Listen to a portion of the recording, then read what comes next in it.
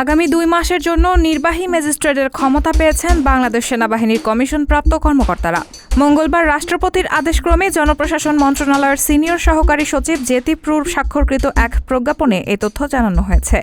প্রজ্ঞাপন জারির তারিখ থেকে পরবর্তী 60 দিনের জন্য সেনা কর্মকর্তাদের এই ক্ষমতা দেওয়া হয়েছে। সেনাবাহিনীর নির্বাহী ম্যাজিস্ট্রেটের ক্ষমতাপ্রাপ্ত কর্মকর্তারা ফৌজদারি কার্যবিধির 1898-এর 64, 65, 83, 84, 86, 95-এর 2, 100, 105, 107, 109, 110, 126, 127, 128, 130, 133 ও 142 ধারার অপরাধগুলো বিবেচনায় নিতে পারবেন বলে প্রজ্ঞাপনে জানানো হয়েছে।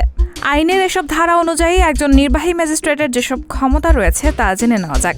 ধারা 64 অনুযায়ী ম্যাজিস্ট্রেটের উপস্থিতিতে অপরাধ সংগঠনকারী ব্যক্তিকে গ্রেফতার করা বা গ্রেফতারের নির্দেশ দেওয়ার এবং হেফাজতে রাখার তাদের ক্ষমতা থাকবে।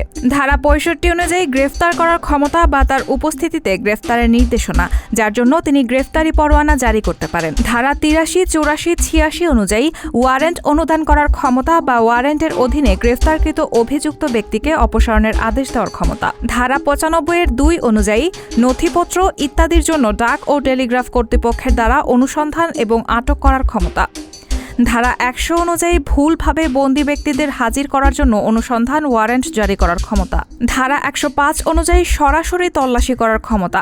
তার উপস্থিতিতে যে কোনো স্থানে অনুসন্ধানের জন্য তিনি সার্চ ওয়ারেন্ট জারি করতে পারেন। ধারা 107 অনুযায়ী শান্তি বজায় রাখার জন্য নিরাপত্তার প্রয়োজনীয় ব্যবস্থা গ্রহণের ক্ষমতা তাদের থাকবে। ধারা 109 অনুযায়ী ভবঘুরে এবং সন্দেহভাজন ব্যক্তির ভালো আচরণের জন্য নিরাপত্তার প্রয়োজনীয় ক্ষমতা। ধারা 110 অনুযায়ী ভালো আচরণের জন্য নিরাপত্তা প্রয়োজনীয় ক্ষমতা।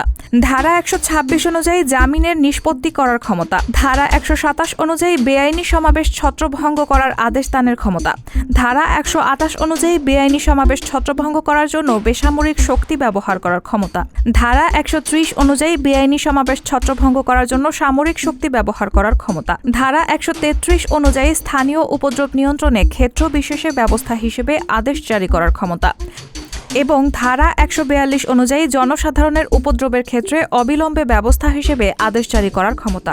এই ক্ষমতাগুলো ছাড়াও যে কোনো নির্বাহী ম্যাজিস্ট্রেটকে মোবাইল কোর্ট আইন 2009-এর অধীনে মোবাইল কোর্ট পরিচালনা করার জন্য সরকার এবং সেই সঙ্গে জেলা ম্যাজিস্ট্রেট দ্বারা সংশ্লিষ্ট এখতিয়ারের মধ্যে ক্ষমতা দেওয়া হয়েছে। এই আইনের অধীনে নির্বাহী ম্যাজিস্ট্রেট তার উপস্থিতিতে সংঘটিত অপরাধ বা ঘটনাস্থলে তার বা তার সামনে উন্মোচিত হওয়া অপরাধগুলোর বিবেচনায় নিতে পারবেন।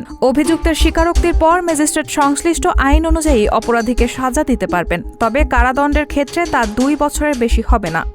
রায়হানা মুন, সবার কথা।